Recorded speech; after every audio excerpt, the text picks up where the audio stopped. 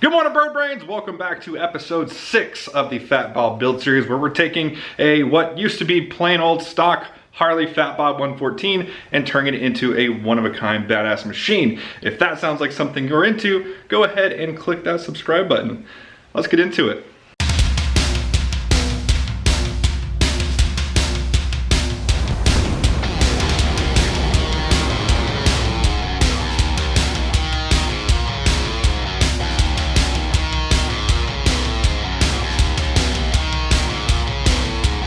So last episode, we kind of tore this bike apart to get everything sent off to powder coat.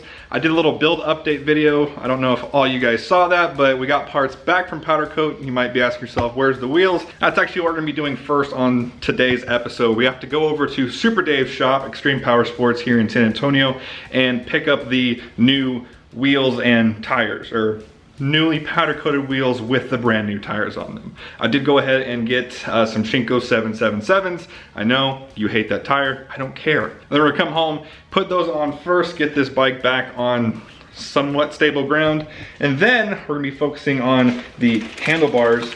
We got some nice Magnum cables and wires, thanks to our sponsors over at Get Lowered Cycles, your one-stop shop for everything Harley and Harley related. Go ahead and use the link down in the description to go check those out. Speaking of links, I've had a couple people email me asking how they can, like what links they should use to support the channel. The easiest way, guys, that you can support the channel is, I know all you guys use Amazon for everything from toilet paper to toothpaste. Go ahead and click that link down in the description. I'll put it as the top one. It takes you to the Amazon homepage. It's not gonna take you to any product or anything like that. As long as you use that link for everything that you buy on Amazon, I get a kickback from it. No, I don't get to see what you're buying. So, I mean, if you want a double penetrating something, I'm not gonna know that. So yeah, if you like this channel and like all this free content that I put out, go ahead and save that link as your Amazon shortcut, and then every time you buy something off Amazon, it'll help me out, and I will love you a lot. Did that get weird? I'm sorry, I love you so much.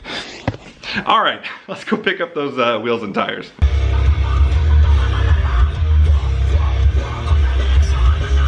What's up, fool? Ooh, look at those. That's purdy. Purdy. All right, let's go piss off the internet.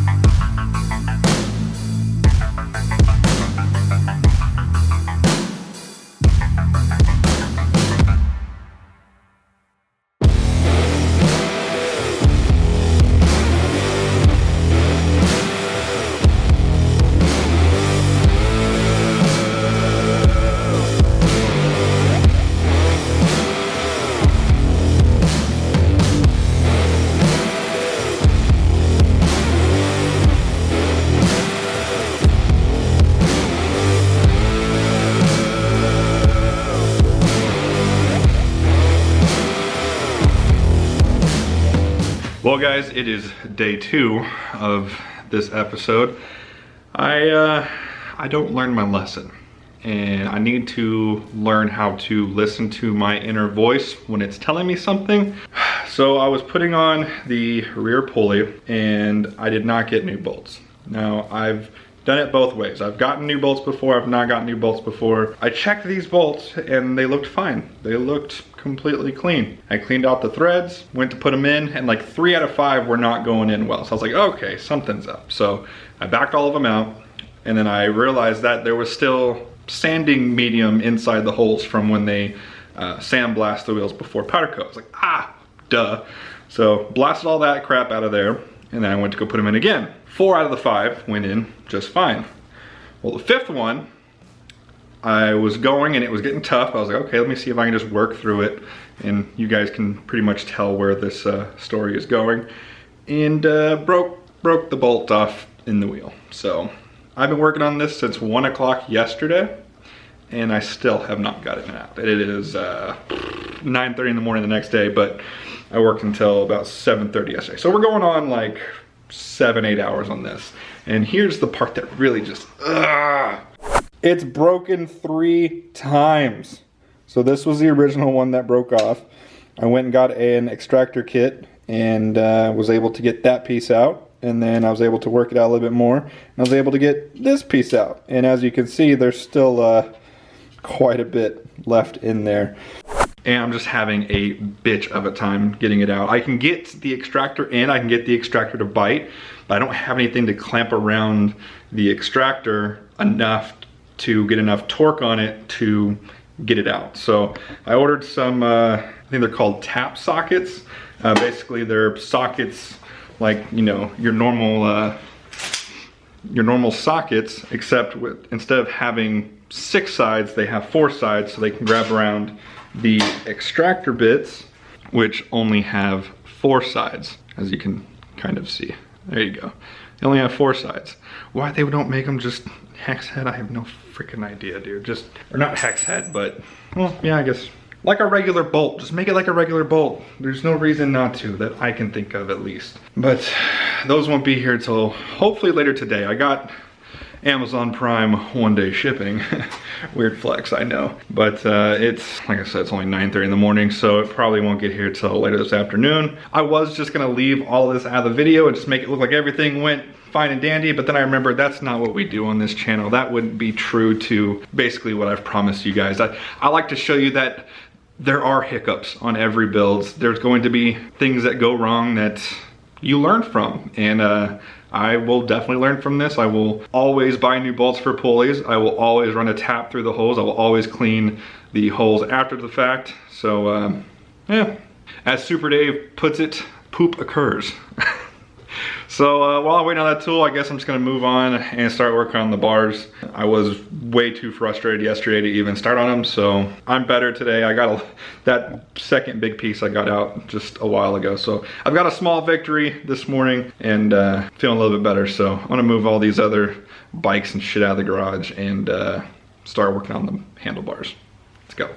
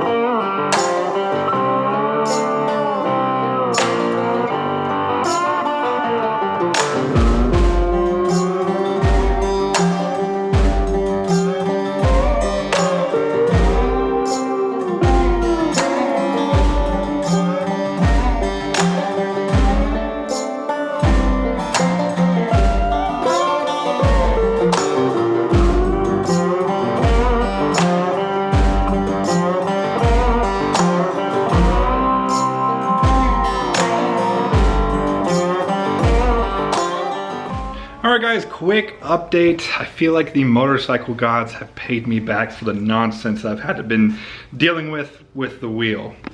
That was by far the easiest handlebar job I have ever done. So I was sent these LA Choppers solid riser bushing things, and I had a lot of play in them. So I tried to install them like this, I tried to install them like that. I don't know, I think they go like that. That would make more sense to me, but both ways I installed them, they just had a ton of, well, not a ton, but they had enough noticeable play. Because I mean, they were only moving a little bit up here, but up at the top of the bars, you could notice that it was moving quite a bit. So I'll probably be changing these out for something different. Every solid bushing I've ever used has come in 2 parts. So it's basically split down the middle here, and you kind of put 2 parts. So I don't know what is up with this design, or if it's just a manufacturer defect, or what the issue is, but these are not going to work. But one thing that did work is I tried a little trick with these bars, and I'm going to pass it on to you guys in case you're ever doing bars that have a throttle by wire, which more bikes are going to now, so there's a good chance that you will be. So in case you've never done a throttle by wire handlebar job, it's a lot more difficult because you have the throttle sensor going in inside this part of the bar, and then all the other wires go in right here on this part of the bar. And the wires that go to the throttle sensor are very thick, and you can't pass them through all at once because they have to go in different locations. So what I did was I fed the wires through the bar end, came out here. I use weed eater wire. That's my wire of choice to use. That was that orange wire that you saw me using. It's just probably about a 4 foot, maybe 5 foot length of weed eater wire. Ran that through the bars to kind of use as my guide, and then I taped the throttle sensor onto the end of that. But before I pulled it through, I got the, or pulled it all the way through, I should say. So I had the wire coming through here and sticking out here. I reached in and grabbed the wire through here and pulled out a little section, and then taped the end of this to the inside part of the part that was coming out of here. So essentially what I was doing is, as I was pulling the wire for the throttle cable through, I was also pulling the end of it, which would then become my feeder wire for the hand controls and the turn signals. One of the reasons why this is so difficult is because once you run the throttle wires in there, it's really hard to feed any wires down in through there because that wire is so thick and it's taking up that angle. So I kind of did everything at once, and then unhooked the throttle wire from this side, and then on this side I hooked in the turn signals and the controls. I know this probably doesn't make any sense.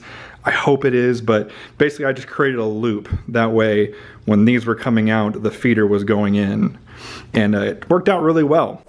I think from start of the wire job to basically what you see now was only like 30-35 minutes. The wiring part itself only took about 20-25 minutes. Also, one more thing.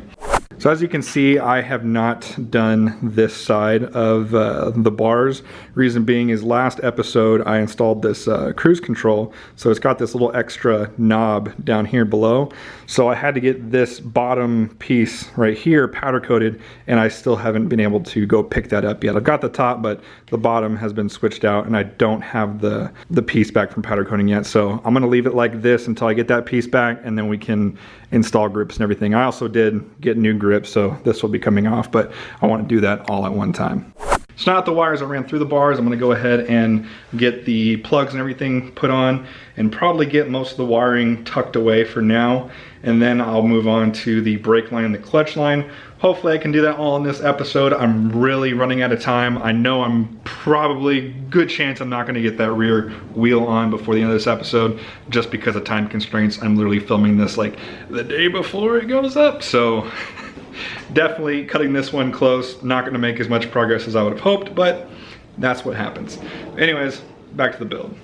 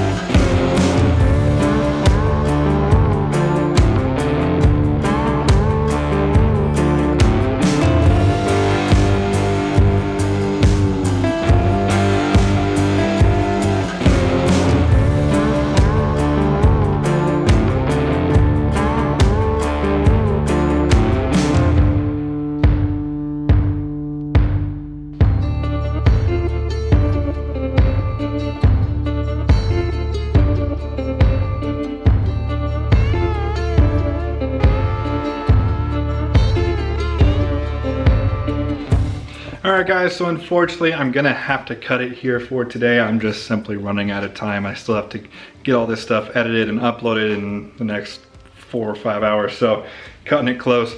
We ended up getting the brake line on. That was a little bit more troublesome than I was expecting. Nothing wrong with the product, I just have never used this type of product before, so it had some adapters that I wasn't familiar with, but I like the way it looks. Let me see if I can get you a close-up here. So this is Magnum cables. I'll go ahead and include a link for them down in the description. This is their black pearl. So it's actually a black stainless steel wrapped in like a protective coating with, of course, all black hardware. Looks really good. Exact size that I needed, perfect sizing. And then I've got a matching clutch right here that I was hoping to get installed today, but just running out of time to get that done. So this is how she sits for now. Hopefully by the end of next episode she will be in at least rolling order. Oh yeah, also one thing that was missing from, I don't know if I didn't order it or if they just forgot to put it in the order, but I didn't have any wire extensions for the throttle nor the turn signals. It came with one for the switches on both sides. Fortunately / unfortunately, the cruise control module has a very long wire, so I didn't need to extend that, but it's almost too long now to where I'm gonna have to maybe finagle that a bit, but overall, still missing at least the turn signals and the throttle. So I've already sent an email to Get Lower to see what was the issue with that. So hopefully by next episode I will have all those parts in, as well as the piece back from powder coating for this side of the bars. That way the bars all together will be done and done. Still have not received the part to hopefully salvage the wheel. God, if I have to get a new wheel because of that, that's gonna be, no, I shouldn't have to. I really shouldn't have to. If anything, I'll just have to drill it out and find some other sort of, oh God, I don't know. That's a mess that future me is gonna deal with. But on next episode, hopefully we'll get all that together. And then after that, I have to drop it off at the dealership for 2 things. Because I have, of course, broken the seal for the brakes to get the new brake line on, the dealership actually has to flush the brakes because of the ABS. It has to actually go into the computer and basically tell the ABS to cycle. That way it gets all the air out of the entire ABS system, as well as to have my cruise control module turned on. Basically they just plug it in and press a button and now you have cruise control. So fingers crossed that everything comes in on time, and hopefully you guys see that in 2 weeks. Other than that, that's going to do it for today's video. If you like this episode, go ahead and hit that like button. If you haven't already, go ahead and punch that subscribe button. And as always, thank you for watching. I'll see you guys next time.